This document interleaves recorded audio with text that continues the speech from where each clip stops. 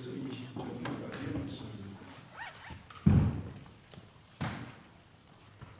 우리 한 절씩 교독하겠습니다. 제가 한 절 읽고 여러분 한 절 읽고 우리 한 절씩 교독합니다. 안식일이 다 지나고 안식 후 첫날이 되려는 새벽에 막달라 마리아와 다른 마리아가 무덤을 보려고 갔더니 큰 지진이 나며 주의 천사가 내려와 돌을 내고 그 위에 앉았는데 그 형상이 번개 같고 그 옷은 눈같이 희거늘 지키던 자들이 그를 무서워하여 떨면서 자랑하라. 천사가 여자들에게 말하여 이르되 너희는 무서워하지 말라. 십자가에 못 박히신 예수를 너희가 찾는 줄을 내가 아노라. 그가 여기 계시지 않고 그가 말씀하시던 대로 살아나셨느니라. 와서 그가 누우셨던 곳을 보라. 또 빨리 가서 그의 제자들에게 이르되 그가 죽은 자 가운데서 살아나셨고 너희보다 먼저 갈릴리로 가시나니 거기서 너희가 배우리라 하라.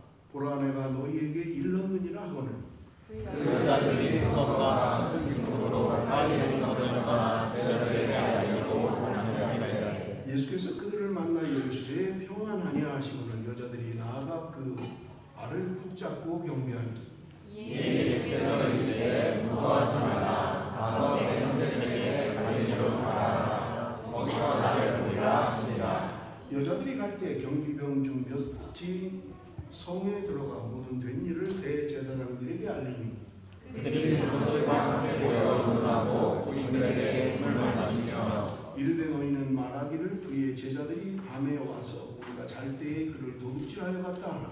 만일 이 말이 충돌이게 들리면 우리가 권하여 너희로 의심하지 않게 하리라 하니 군인들이 돈을 받고 가르친 대로 하였으니 이 말이 오늘날까지 유대인 가운데 두루 퍼지니라.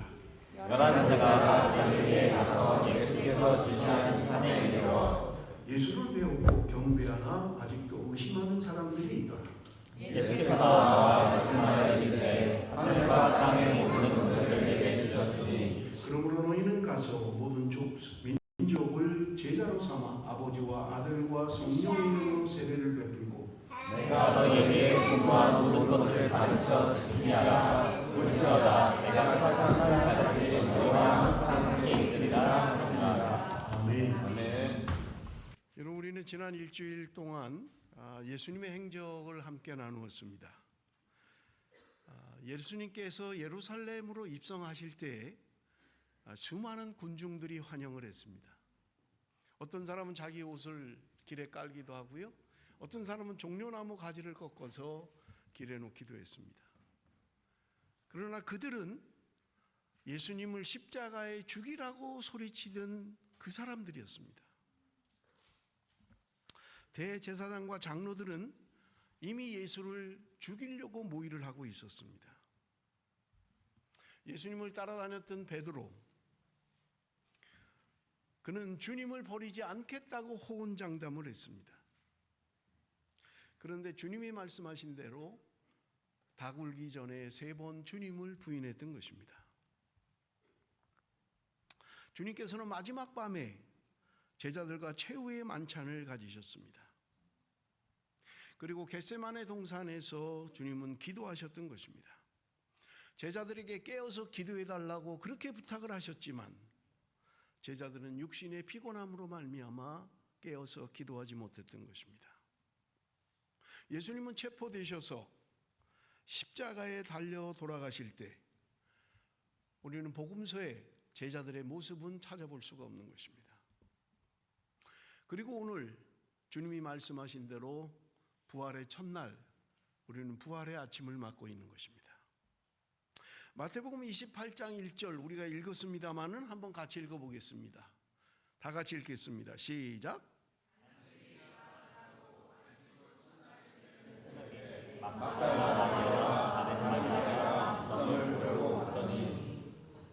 여러분 여기 오늘 본문에 안식의 일이 다 지나고 안식 후 첫날이 되려는 새벽에 사람들이 무덤에 찾아갔다는 거예요. 여러분 그 안식일에 대한 시간은 우리의 시간과 조금 다릅니다. 우리는 밤 12시가 지나면 그 다음 날로 계산을 하지요. 그런데 유대인들의 계산법은 해가 지면서부터 하루를 시작합니다. 그리고 해가 뜨면 하루가 끝나는 거예요. 그러니까 해가 질 때부터 하루를 시작해. 우리는 해가 지면 보통 하루가 끝났다 그렇게 하잖아요. 근데 유대인들은 해가 질 때가 하루의 시작인 것을 우리가 알 수 있는 것입니다. 여러분, 예수님께서 어디에 묻히셨는가? 우리는 아는 것처럼 아리마대 요셉이라고 하는 사람의 굴에 예수님께서 안치되었던 것을 우리는 볼 수 있는 것입니다. 마태복음 27장 60절 61절에 보면 바위 속에 판 자기 새 무덤에 넣어두고 큰 돌을 굴려 무덤 문에 놓고 가니 거기 막달라 마리아와 다른 마리아가 무덤을 향하여 앉았더라 말씀하고 있는 거예요. 여러분, 유대인들의 장례법은 우리 동양 사람들, 특히 한국의 장례법과 다릅니다. 우리는 사람이 죽으면 땅에다 묻고 그리고 봉분을 하지요. 그게 보통 요즘은 화장을 많이 합니다만은 한국의 장례법이고 그 동남아 국가들은 많이 하는 장례법이죠. 그런데 유대인들의 장례법은 조금 달라요. 그건 뭐냐면 굴을 파서 굴에다가 시체를 모시는 거예요. 그러니까 가족들이 다 들어갈 수도 있고요. 많은 사람이 있을 수 있는 거죠. 지금 발견되는 것도 사실은 수많은 시체들이 카타콤이라고 하는 동굴 속에 수많은 시체가 있는 것을 지금 발견하고 할 수 있는 것입니다. 지금 아리마대 요셉이 지금 굴을 파고 한 번도 자기 가족 중에 누가 써보질 않은 거예요. 자기 가족을 위하여 또는 본인을 위해서 샀는지는 모르겠어요. 한 번도 써보지 않은 그 굴에 예수님을 모셨다고 성경은 말씀하고 있는 것을 우리는 볼 수 있는 것입니다. 마태복음 27장 63절에서 66절을 보면 주여 저 속이던 자가 살아있을 때 말하되 내가 사흘 후에 다시 살아나리라 한 것을 우리가 기억하노니 그러므로 명령하여 그 무덤을 사흘까지 굳게 지키게 하소서. 그의 제자들이 와서 시체를 도둑질하여 가고 백성에게 말하되 그가 죽은 자 가운데서 살아났다 하면 후의 속임이 전보다 더 클까 하나이다 하니 빌라도가 이르되 너희에게 경비병이 있으니 가서 힘대로 굳게 지키라 하거늘 그들이 경비병과 함께 가서 돌을 인봉하고 무덤을 굳게 지키니라. 여러분, 지금 예수님을 죽이려고 했던 사람들이 예수님의 말씀을 기억했다는 거예요. 그래서 그가 내가 죽으면 3일 후에 부활할 것이다 라는 것을 얘기한 것을 지금 예수를 죽이려는 무리들이 기억을 했다는 거예요. 그래서 지금 빌라도에게 가서 그렇게 말했으니까 저 속이는 자가 그렇게 죽기 전에 3일 후면 부활한다고 했으니까 경비병들을 지켜야 됩니다. 그렇게 이야기했다는 거예요. 여러분, 예수를 믿지 않는 사람이 오히려 주님의 말씀을 기억했다는 거예요. 그런데 정작 기억해야 될 주님의 제자들, 3년 동안 주님과 함께 동행하며 함께 먹고 함께 살았던 제자들은 예수님의 말씀을 기억하지 못하고 있는 것을 볼 수 있습니다. 사랑하는 성도 여러분, 나는 주님의 말씀을 기억하고 있습니까? 주님이 나에게 말씀하신 것을 기억하고 있느냐 하는 거예요.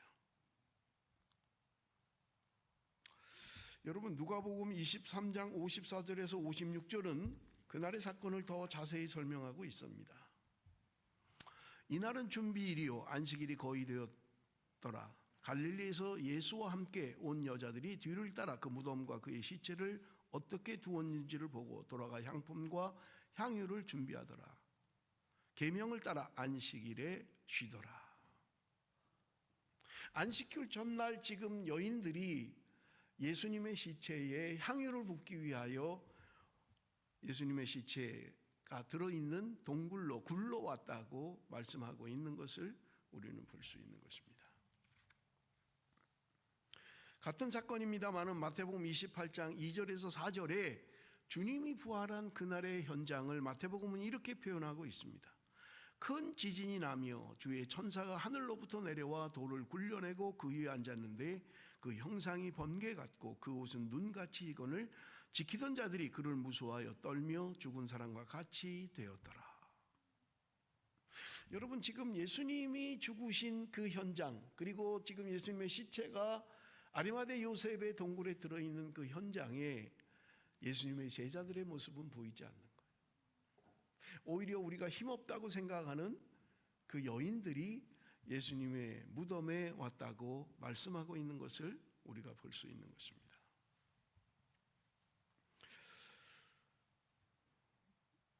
하늘로부터 천사가 내려와서 그 입구를 막고 있는 큰 돌, 적어도 한 2톤 정도 된다고 학자들은 이야기합니다. 사람이 아무리 남자라도 혼자 쉽게 옮길 수 없는 큰 돌입니다.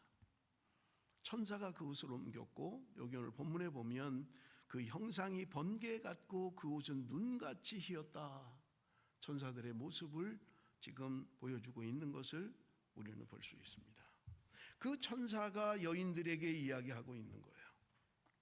5절 6절에 보면 천사가 여자들에게 말하여 이르되 너희는 무서워하지 말라. 십자가에 못 박히신 예수를 너희가 찾는 줄을 내가 아노라. 그가 여기 계시지 않고 그가 말씀하시던 대로 살아나셨느니라. 와서 그가 누우셨던 것을 보라. 천사들이 지금 예수님 무덤가에 온 그들에게 이야기하는 거예요. 너희들이 누구를 찾는지 알고 있다. 지금 그 말씀을 하고 있는 거예요. 그가 여기 계시지 않고 말씀대로 살아나셨다는 거예요. 예수님의 부활은 어느 날 갑자기 일어난 사건이 아니라 오래전부터, 구약시대부터 오래전부터 예언되어 온 일이 일어난 것이라는 말이에요.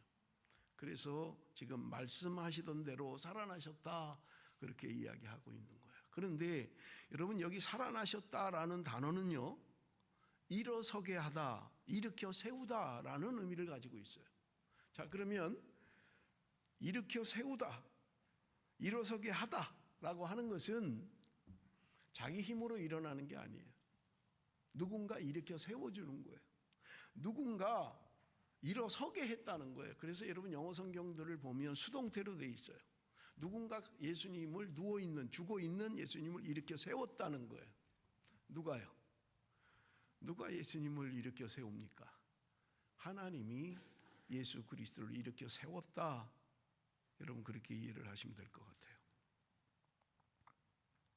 천사들은 여인들에게 빨리 가서 제자들에게 이 사실을 알리라고 이야기합니다. 8절, 그 여자들이 무서움과 큰 기쁨으로 빨리 무덤을 떠나 제자들에게 알리려고 다름질할세. 여러분, 이 감정을 이해하실 수 있어요? 그 여자들이 무서움과 큰 기쁨으로, 무서움이라는 감정과 기쁨이라는 감정은 여러분 공존하기가 어렵죠. 그렇게 느끼는 사람은 없죠. 무서움을 느끼는데 기쁨도 느낀다, 이런 감정이 어디 있겠어요?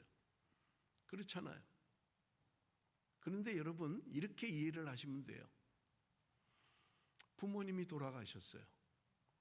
사랑하는 엄마가, 사랑하는 아빠가 돌아가신 거예요. 얼마나 슬픕니까? 한국 같으면 뭐 관에다가 염을 하고 입관을 하고 안치를 하잖아요. 보통 한국은 집에 그냥 안치를 하죠. 그런데 이틀이 지났는데 관에서 뭐가 툭툭툭 소리가 나는 거예요. 놀래서 병풍을 치우고 관을 열어보니까 죽은 그 부모님이 벌떡 일어나는 거예요.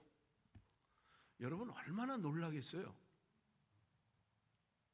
안 그럴 것 같아요? 우리 경험 안 해봐서 잘 모르죠? 죽었다고요, 이미. 그래서 염까지 하고 관에 넣었어요. 그런데 벌떡 일어난다고 생각을 해보세요. 얼마나 무섭겠어요? 그걸 보는 사람은 엄마! 그러지 않겠어요? 얼마나 무섭냐고요. 자기 부모님인데, 자기 사랑하는 사람인데 사형 언도를 받았다고요. 이미 끝났어요. 염 다 했고 다 해서 관에 넣었어요. 근데 일어난다고 생각해 보세요. 얼마나 두렵겠습니까? 얼마나 무섭겠냐.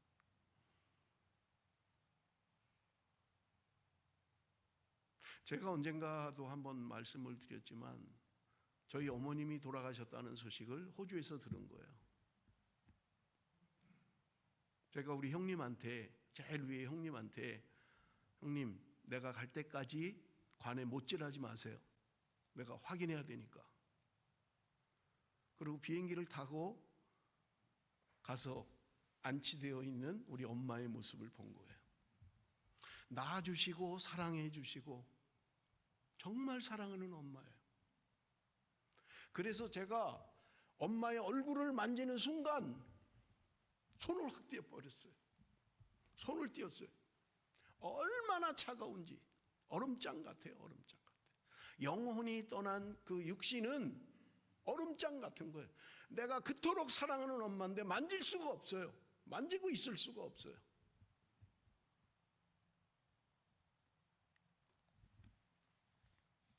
여러분, 그 엄마가 이틀이 지난 다음에 뻘떡 일어난다고 생각을 해보세요. 얼마나 놀랐겠냐고요. 무섭죠? 여러분, 이건 신앙의 문제가 아니에요. 왜 그렇습니까? 우리가 일상적으로 경험하는 게 아니에요. 뭐 옆집 사람도 죽었다가 살아났다. 저 건넌 마을도 죽었다가 살아났다. 우리 아저씨도 죽었다 살아났다. 우리 평상시에 경험하는 게 아니에요. 죽으면 끝이죠, 그냥. 그러니까 두려운 거예요. 무서운 거예요. 그런데 사랑하는 부모님이 살아나신 거예요. 그러니 얼마나 기뻐요. 그러니까 무서움이라는 감정과 여러분 기쁨이라는 감정이 함께 오는 거예요. 여러분, 이것은요 신앙의 문제가 아니에요. 우리 다 똑같아요. 사랑하는 남편이 죽었다가 살아난다. 사랑하는 부모님이 죽었다 살아난다. 얼마나 무섭겠냐고요. 놀라죠. 으악! 할 거예요. 믿음이 없어서 그렇지 않아요. 우리가 평상시에 경험하지 못하는 거라 그런 거예요. 그러나 분명한 것은 우리에게 기쁨의 감정이 같이 온다는 거예요. 죽은 줄 알았던 부모님이 살아나신 거예요. 죽은 줄 알았던 내 남편이 살아난 거예요. 제가 우스갯소리를 하나 좀 해야 되겠습니다. 원고에 없지만 어느 제가 글이었는지 뭘 보니까 오랫동안 같이 산 부부예요. 근데 남편이 돌아가신 거예요. 의사가 와서 사형언도를 내린 거예요. 사망하셨습니다. 몇 월 며칠 몇 시 사망하셨습니다.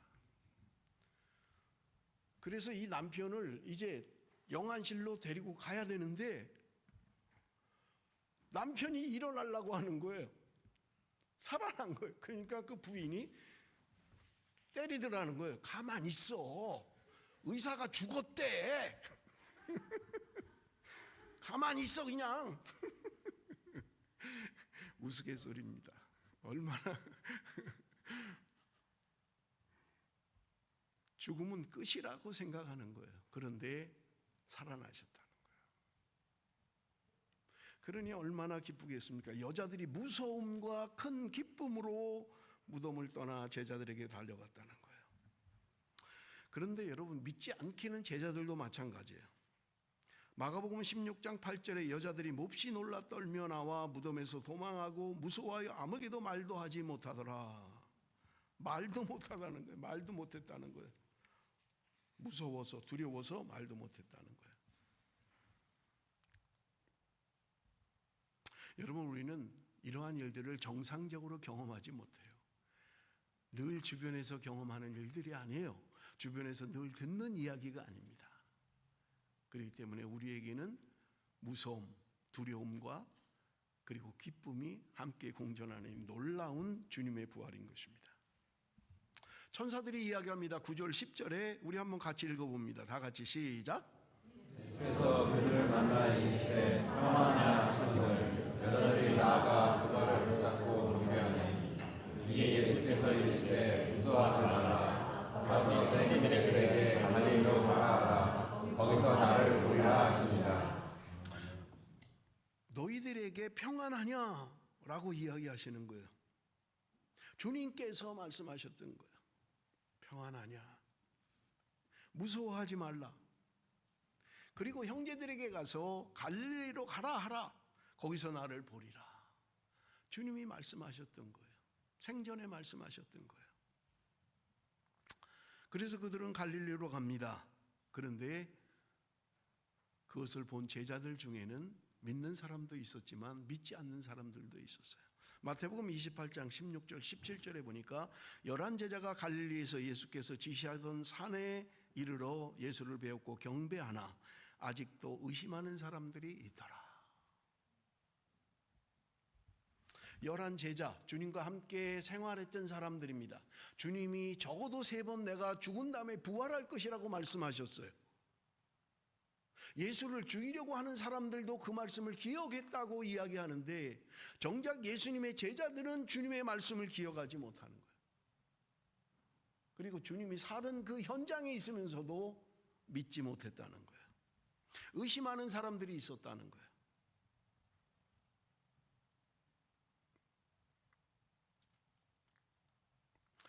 마가복음에도 막달라 마리아가 제자들에 가서 전하는데 제자들이 듣고도 믿지 않았다고 기록하고 있습니다. 엠마오로 가던 2 제자도 주님을 보는 순간까지도 예수님의 부활을 믿지 않았다는 거예요. 그들이 와서 예수님이 다시 사셨습니다 라고 하는데 들은 제자들은 믿지 않았다는 거예요.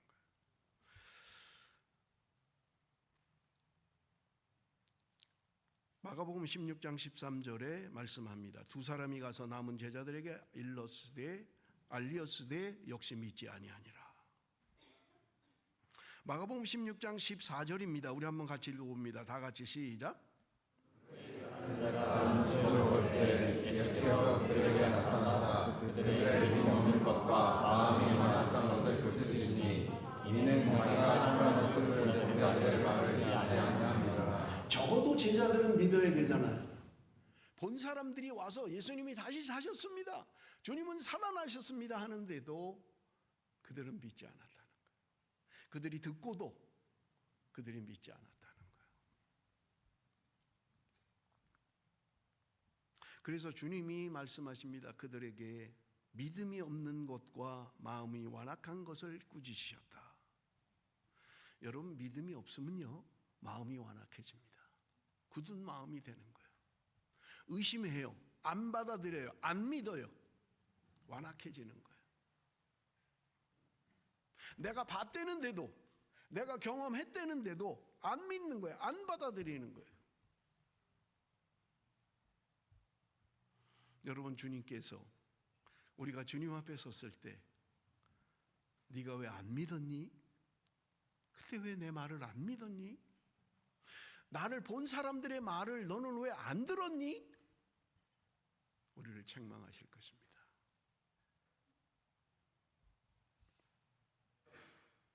여러분, 조금 앞으로 돌아가서 마태복음 28장 11절에서 15절입니다. 여자들이 갈 때 경비병 중 몇이 성에 들어가 모든 된 일을 제사장들에게 알리니 그들이 장로들과 함께 모여 의논하고 군인들에게 돈을 많이 주며 이르되 너희는 말하기를 그의 제자들이 밤에 와서 우리가 잘 때 그를 도둑질하여 갔다 하라. 만일 이 말이 총독에게 들리면 우리가 권하여 너희로 근심하지 않게 하리라 하니 군인들이 돈을 받고 가르친 대로 하였으니 이 말이 오늘날까지 유대인 가운데 두루 퍼지니라. 군인들이 보고를 한 거예요.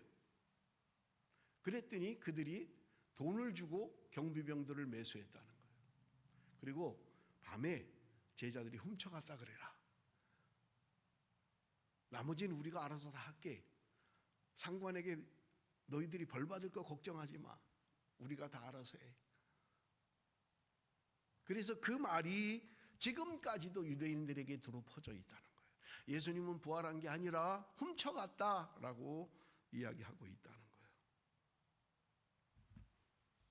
그런데 여러분, 의문이 있습니다. 만약에 그들이 말하는 것처럼 정말 예수님은 부활하지 않고 제자들이 시체를 훔쳐갔다면 그 제자들은 알 거 아니에요. 훔쳐간 제자들은 알 거 아니에요. 예수님이 부활하지 않았다는 것을. 자기들이 훔쳤으니까. 그죠? 그들의 말대로, 그 보고대로 맞다면 의문이 생기는 거예요. 예수님이 살아계실 때도 십자가에 달려 돌아가실 때 아무도 제자들이 없었어요. 그리고 그 시체를 훔쳐다가 예수님은 진짜 살아나셨다라고 한다면 예수님을 보여줘야 될 거 아니에요. 그 사람들이 믿을까요? 감춰놓고, 그리고 예수님은 부활하셨다, 봐라 무덤을 봐라 무덤이 없다라고만 하면 살아난 게 되냐고요. 또 하나, 그 제자들은 자기네가 훔쳤으니까 알 거 아니에요. 예수님이 부활하지 않았다는 것을. 그런데 불과 며칠이 지나지 않아서 그는 예수 그리스도를 증거하고 예수가 부활한 것 때문에 생명을 걸고 그들은 죽음을 불사했어요. 이게 어떻게 가능해요? 자기가 아는데, 자기네가 훔쳐갔는데, 부활이 거짓인데 어떻게 그 거짓인 것을 위해서 생명을 거냐고요. 예수님이 십자가에 달려 돌아가실 때 도망가는 게 맞는 거예요. 그거는 우리가 이해를 해요. 사람이니까. 내가 죽기까지 따르겠습니다 해도 몇 시간도 안 돼서 예수를 부인하고 하는 것은 이해가 돼요. 우리 인간이 그러니까, 연약하니까. 죽을 게 무서우니까 도망가는 건 이해가 돼요. 그런데 부활하지 않은 것을 아는데 어떻게 그것 때문에 생명을 거냐고요. 예수님의 그 이후의 행적은 우리가 너무나 성경이 잘 알고 있잖아요. 그게 어떻게 가능해요? 불가능하지. 우리 성경을 좀 한 군데 보겠습니다. 누가복음 24장 44절에서 49절 우리 한번 같이 읽어봅니다. 다 같이 읽겠습니다. 시작.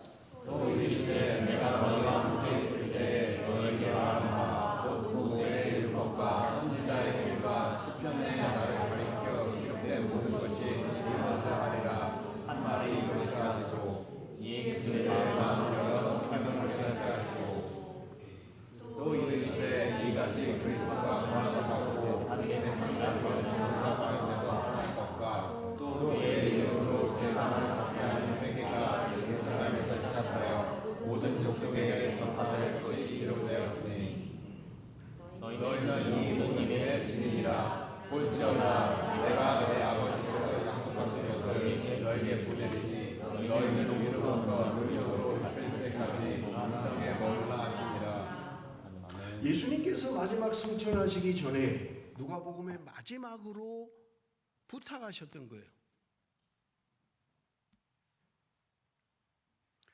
너희는 이 성에 머물라. 이 성을 떠나지 말라는 거예요. 예루살렘 성을 떠나지 말라는 거예요.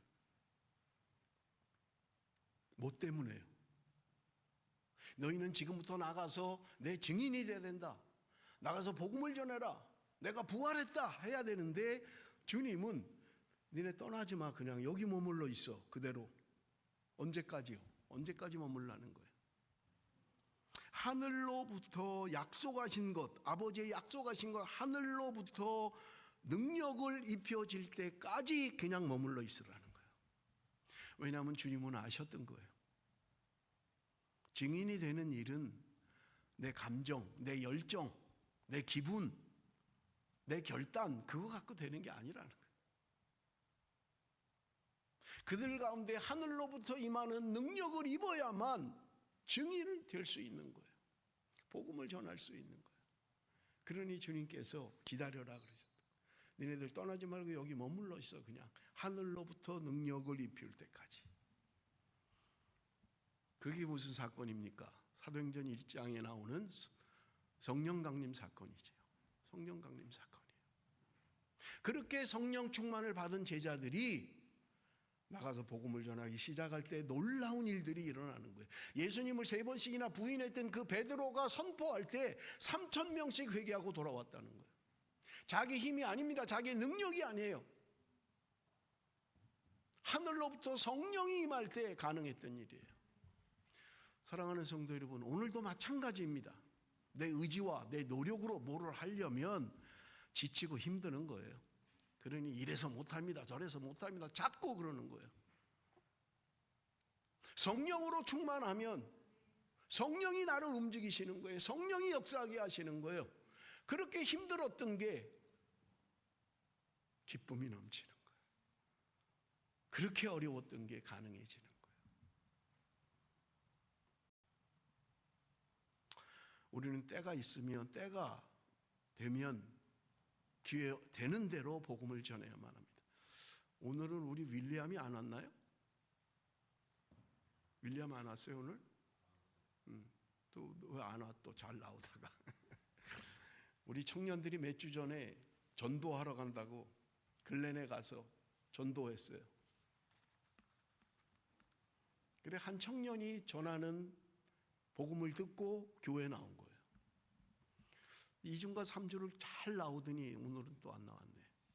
부활주일이라고 놀라갔나 모르겠네요. 여러분, 우리의 능력이 아닙니다. 내가 말하는 한마디가, 내가 전하는 복음 쪽지 하나가 죽어가는 생명을 구원하는 거예요. 그러니 여러분, 우리는 부지런히 복음을 전해야만 합니다. 그런데 성령이 충만해서, 성령을 힘입어서 복음을 전할 때 놀라운 능력이 나타나는 거예요.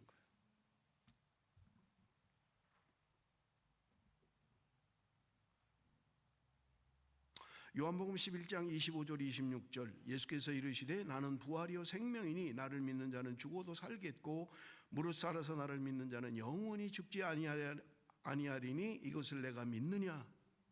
고린도전서 15장 22절, 아담 안에서 모든 사람이 죽은 것 같이 그리스도 안에서 모든 사람이 삶을 얻으리라. 말씀을 맺겠습니다. 부활의 증인이 되는 것은 성령 충만해야만 합니다. 사람의 의지나 결단으로 되는 것이 아닙니다. 주를 향한 열정이 그렇게 만드는 것이 아닙니다. 성령 받아야만 합니다. 모든 의심이 사라지고 능력을 덧입게 된다는 말입니다.